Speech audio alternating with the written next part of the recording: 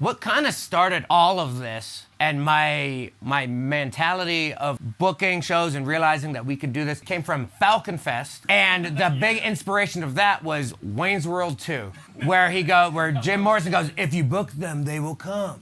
So I literally, with Falcon, I was like, you know what? Let's just do this big fest at our fucking house. And it's gonna work out.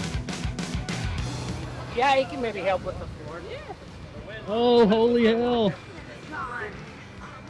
Oh, sick. My name is Brian Ostro, and we are at What's Left Records in Colorado Springs, Colorado, United States of America, El Paso County, 2217 East Platte Avenue. I run What's Left Records with my brother Sean. He is the younger brother, contrary to what he may tell people.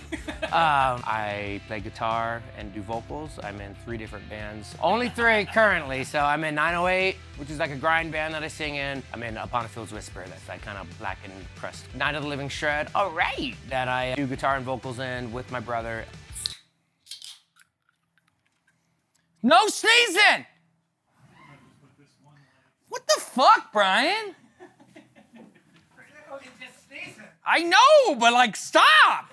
Yeah, so I'm Sean. I'm born and raised here in Colorado Springs. I do some solo stuff. I do the Sostro project that I don't do as often now. I've been more focused on this project called Seance lately, which is like all my loop pedal stuff that I was doing before, but now I just have a lot more gear and it's more ambient based and kind of beat driven. But I was always obsessed with music, you know, always. I never really thought I would ever be a musician or do things, you know? But when I was in like the 7th grade, I joined my first band, which was Rotting Demise, long time ago. And you know, I obviously got in a lot of music from my brother, as much as like I would like to act like I didn't. Brian definitely was playing in bands and doing stuff. Yeah, so I mean, I kind of in middle school is when I really started trying to like do like little bands with my friends and stuff. Fabricate was like the first one where I started playing out, started learning how to do things. Used to have to like sell tickets to shows and stuff, do the pay to play shit because I thought that was the only way. So I grew up kind of into like metal stuff in high school and all of that. And then like right when I got out of high school, started getting more into punk rock. And then I found the DIY scenes out there. We started playing more shows in Denver and seeing the DIY community and seeing stuff out there and seeing the Blastomat, and like we're like, oh wow, like this is awesome. This is the community that we want. Like the DIY punk community is what really shaped the way I do things and the way I run things. About like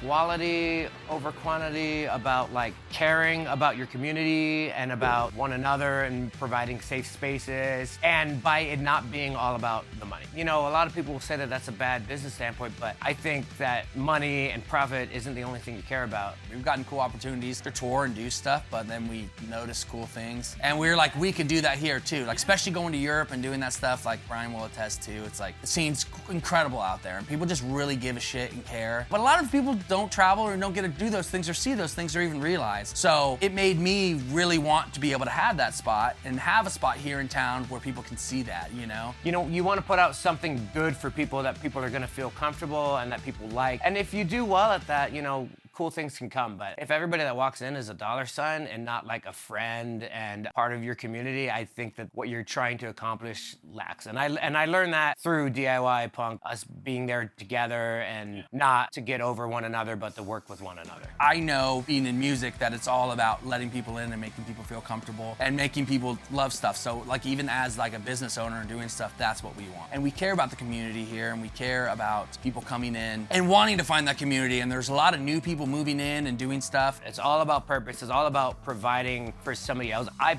personally believe that we should be able to use our tools and our minds and use certain things that we're good at to be able to help others and to give to communities instead of just like taking for it to how I can profit personally. It made me just really care about it more, like honestly, because like we're not just business owners to like make money or do stuff. Like we're a community spot more than anything. We care about the community. This is just a place to be able to do it. And people can come in and do whatever. Even at Flux, we had a small little record shop in there, a little distro, and we had no like inventory, nothing. We were just like, all right, here, you know. If you don't have money to get into a show, donate a CD or book or something. Even in opening the store, that was during COVID, and that was kind of a way to like help and serve the community too, where people aren't able to go to shows at the time. So it was a way of being able to safely have people still get music in their lives while also, you know, us being able to have a job and survive and stuff. I mean, we're obviously like need to make money to pay bills and do stuff, but more than anything, I love music. I know everybody else loves music. We want to put that in their hands and be able to help stuff. It's like my favorite thing to do. So when people come in, you know, give them suggestions or do stuff. I'll help you, you know, like I'll put any music on, I'll do stuff. Like if you want to get into this type of music, you know, people are like, oh, I'm not huge into metal, but I don't know where to start. I'm like, okay, well, you can start here, you can do this. Like we're all about just helping out and making people feel welcome. Here we are doing what we wanted to do the whole time. Even when we opened the small space, we were like, my end goal was to have a standalone like storefront spot with an area to do shows. We've been booking, we've been doing stuff forever, but my ultimate job is to create an awesome vibe where people feel special. The first time when you walk into the door and when you see me or hear or anything, I want to make sure you feel welcome, you feel cool. You could have a crazy hardcore show where everyone's getting punched in the face, but as long as the vibe's there and people know, they can reach out to me or to anyone if they're feeling uncomfortable. We just want to create a good environment. Some people may think it's overnight, it's daddy's money, stuff. It's none of those things. It's 15 plus years of us working really hard and learning about it and doing it. And honestly, we're broke as hell. So we're just like, you know, finding ways to be able to fund this and do things like, you know, talking to certain friends and like investors and just like mainly like selling things. And we don't want to really put out GoFundMe's or anything for it because we just want to really earn it ourselves. But yeah, it's been a lot of years in the making. But it's not biased either. We have no ego about it or anything. Everyone's always saying we're doing good things and doing stuff, and it's like, we're just doing, you know? I don't need anything back out of it, and I want everyone to feel welcome and feel cool, you know? And I know sometimes it's hard and weird to do that, but we're always humble, you know? We just love our community and we love music. That's all it is. We have to be here. Keeping that PMA, that positive mental attitude, always growing, even when things are tough and down, finding positive to it and why to kind of keep going. There's times where I've been like, I'm done with this, I'm exhausted, but I'm like, this isn't about me, this is about everyone. I mean, it gets hard, you know, I have a 5-year-old. I don't make a lot of money from doing this stuff. It's obviously like, it would be really easy just to go get a regular job, but I care about this stuff. It's what I love, it's what I want to do, and the more we give into it, it does give back, and it's worth it. There'll be times like when I do a fest,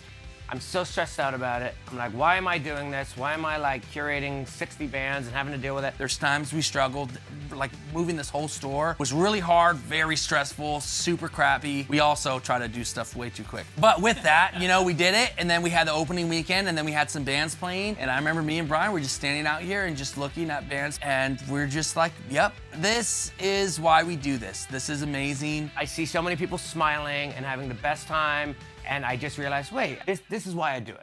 For that, making their day just a little bit better. They could have a bad day at work and they come here and see a cool show, or they come here and they just get to talk about music and browse. I just think like that's a little bit of therapy too, just like flipping through records. I love seeing all these smiling faces, everyone walking in the door and being like, wow, you guys really did it. Like, it's awesome. We've been like trying for so hard and so long to get a definitive, awesome place like this. It's the final boss of the Ostrom video game. Like, it's what we've been wanting to do the whole time. And now we're here and we worked really hard for it. Not even just like this past year, it's like our whole lifetime. This is our ultimate goal, is to get a record store and venue in the same spot. And we're here and we worked really hard on it. And it's awesome. Hey, baby.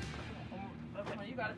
Ah, oh, shithole. Ah! Oh, fuck! Brian! I got it! Oh my god, ow, this hurts my back. You're a full-grown man! Well, I can't fucking get it. Dude, I cannot get it in. Oh, shit. Okay, should I let you go? Oh, no, it... You got it? Ah! Ah! No, I can't get it. Oh, hey! Woo! Oh, fuck! Amazing, y'all. Hey. We got all of that. That's all. Oh, my God. Shut up.